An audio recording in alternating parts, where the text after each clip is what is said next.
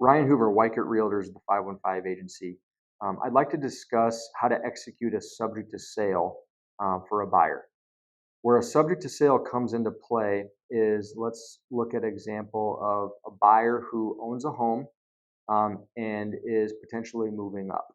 But that buyer is going to need to sell their house and take the proceeds from the sale of that house to buy their next home.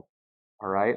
And so what we do with that is uh, we take that buyer, and when we offer on the home of choice, we include a contingency or an addendum in that offer, which is a subject to sale. That subject to sale acts like this.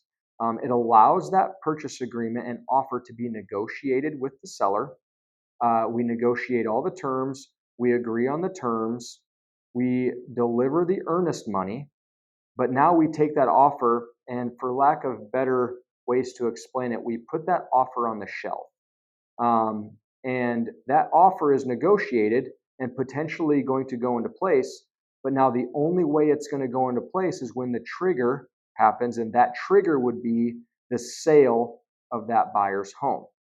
Once that buyer who has the offer accepted on the house that they're moving to, when they list their house and accept an offer on that house, what happens when they accept an offer on that house, they notify the purchase that we are now going to remove this subject to sale contingency.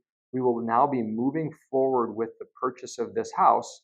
But instead of being subject to sale, we are now subject to and contingent on the proceeds being delivered from the sale of my house.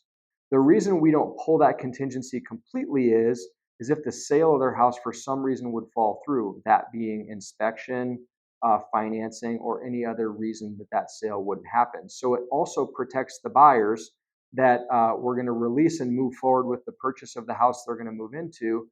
But if for any reason the sale of their home doesn't happen, you're protecting your earnest money down payment, and you're protecting yourself that you don't have to execute that purchase agreement if the sale of your property doesn't come through. Have a good day.